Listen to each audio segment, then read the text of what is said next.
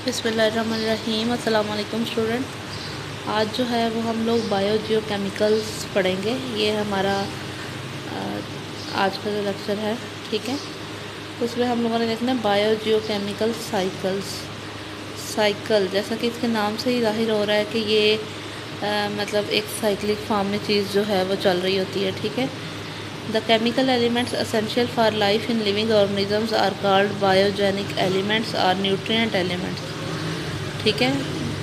ऐसे एलिमेंट्स जो कि लिविंग ऑर्गेनिजम्स के लिए असेंशियल है वो बायोजेनिक एलिमेंट्स कहलाते हैं। यानी लिविंग ऑर्गेनिज्म की जो लाइफ है उसके सर्वाइवल के लिए ये ज़रूरी हैं, ये ऐसे एलिमेंट्स, ठीक है, वो बायोजेनिक एलिमेंट्स कहलाते हैं। अब आपसे पूछा जा सकता है what are biogenic elements or nutrient elements, ठीक है। बायोजेनिक एलिमेंट्स आपको पता होने चाहिए। Chemical elements essential for life in living organism, यानी लिविंग ऑर्गेनिज्म में जो लाइफ को ज़िंदा रखने के लिए, जो लाइफ को कायम रखने के लिए ज़रूरी हैं एलिमेंट्स, वो बायोजेनिक एलिमेंट्स कहलाते हैं। Macronutrients are elements required by the organisms in large amounts. Macronutrients जो हैं वो ऐसे न्यूट्रिएंट्स हैं या ऐसे मतलब चीज़ें हैं जो प्लांट्स को ज़्यादा अमाउंट में चाहिए, जैसा कि वाटर हो गया, कार्बन हो गई, hydrogen, oxygen, nitrogen, phosphorus, sulphur and calcium. ये सारी चीज़ें जो हैं मैक्रोन्यूट्रिएंट्स कहलाती हैं। ये सारे न्यूट्रिएंट्स जो हैं, ठीक है, वाटर इनमें एक मालिक्यूल है, बाकी सब न्यूट्रिएंट्स हैं। ये सारे न्यूट्रिएंट्स मैक्रोन्यूट्रिएंट्स कहलाते हैं। क्यों? क्योंकि इनकी प्लांट को ज़्यादा अमाउंट में ज़रूरत होती है, ठीक है। उसके बाद जो है वो माइक्रोन्यूट्रिएंट्स हैं required by elements bye organisms in small quantity like zinc, molybdenum, iron, iodine. ये 3 डेफिनेशन हो गई अभी तक इस पैराग्राफ में, ठीक है। एक तो biogenic element, what are biogenic elements, what are micronutrients और what are macronutrients. Biogenic elements की डेफिनेशन भी आपको बता दी है कि chemical elements essential for life in living organisms are called biogenic elements, ठीक है। उसके बाद माइक्रोन्यूट्रिएंट्स और मैक्रोन्यूट्रिएंट्स, इन दोनों की डेफिनेशंस भी आप लोगों को बता दी हुई हैं स्टूडेंट्स। अब आपने जो है वो the nutrient cycles are also called biogeochemical cycles as nutrients move from living organisms to non living.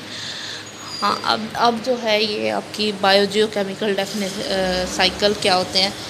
Biogeochemical cycles जो हैं वो क्या हैं कि जो लिविंग ऑर्गेनिजम्स के अंदर न्यूट्रिएंट्स हैं उनको ज़्यादा अमाउंट में चाहिए होते हैं, ठीक है। न्यूट्रिएंट्स जो हैं वो लिविंग ऑर्गेनिजम्स को बल्कि मूव करते हैं। जो न्यूट्रिएंट्स हैं वो लिविंग से नॉन लिविंग में मूव कर रहे होते हैं, ठीक है, और फिर नॉन लिविंग से दोबारा लिविंग में आ रहे होते हैं। तो ये वाली चीज़ साइक्लिक फॉर्म में ये मूवमेंट जो है ये क्या कहलाती है? ये साइकिल कहलाती है। बायोजियोकेमिकल साइकिल हो गई ये।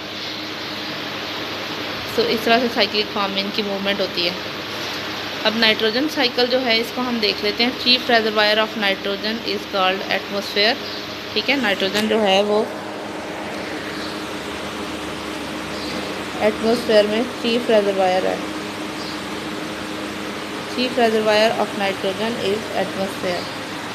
रेजर्वायर होता है किसी चीज़ के अंदर, जिसके अंदर जब हम किसी चीज़ को, कोई एक चीज़ को दूसरी चीज़ के अंदर ज़ख़ीरा करते हैं, तो जिस चीज़ में हम ज़ख़ीरा करते हैं उसको एक किस्म का रेजर्वायर कहते हैं।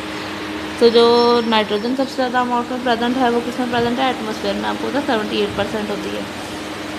Since most living things however can not use elemental atmospheric nitrogen to make amino acids and other nitrogen containing compounds, so they are dependent on nitrogen present in soil minerals। अब direct environment में, atmosphere में nitrogen तो बहुत ज़्यादा present है, लेकिन living organism जो हैं वो क्या हैं, वो डायरेक्ट ले नहीं सकते नाइट्रोजन को, बल्कि वो सॉइल से नाइट्रोजन लेते हैं नाइट्रेट्स और नाइट्राइट्स की शक्ल में जो होती है नाइट्रोजन, ठीक है ना। वो डायरेक्ट नाइट्रोजन अपने अंदर नहीं ले जा सकते एटमॉस्फेयर से। So despite the abundance of nitrogen in atmosphere, shortage of nitrogen in soil is often the major limiting factor in plant growth.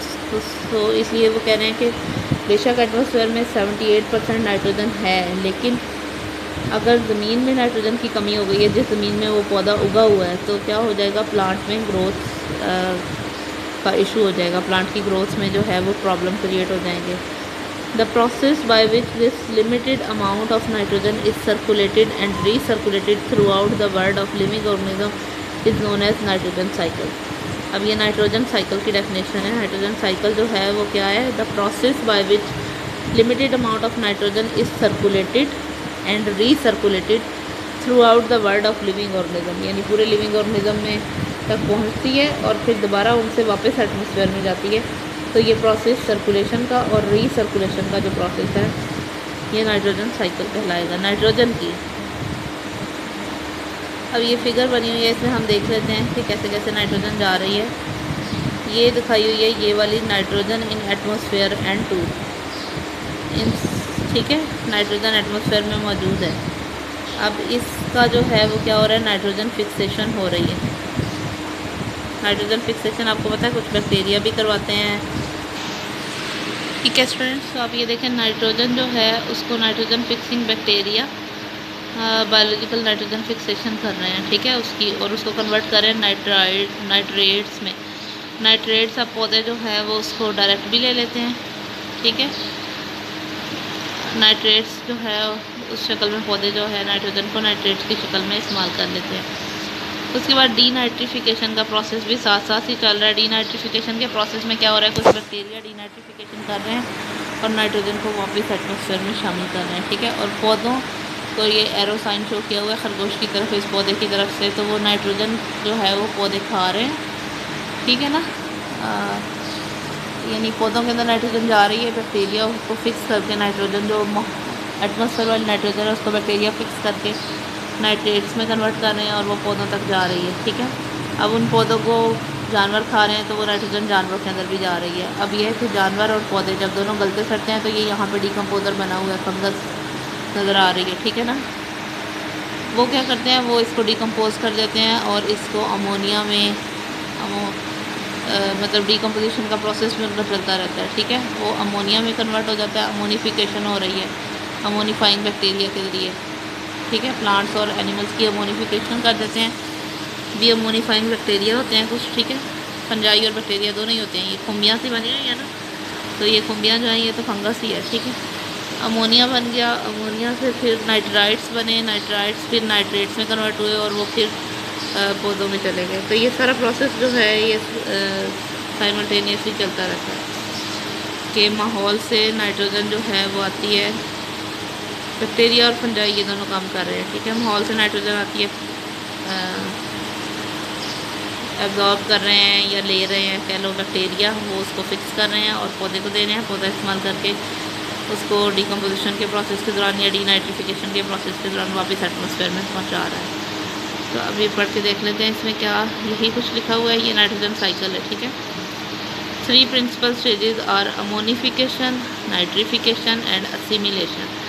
Much of the nitrogen found in the soil is the result of decomposition of organic material.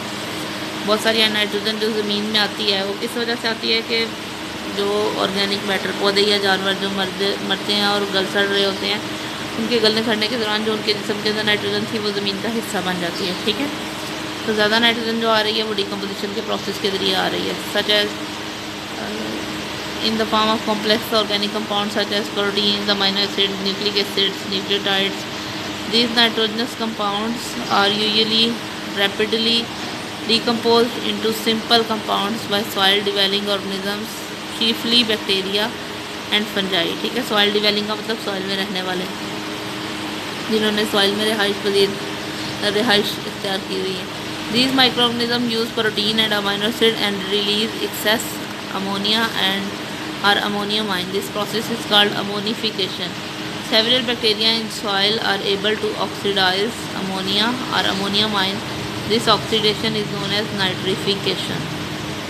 ठीक है, पहला step पहले वाले paragraph में हो गया ammonification का process.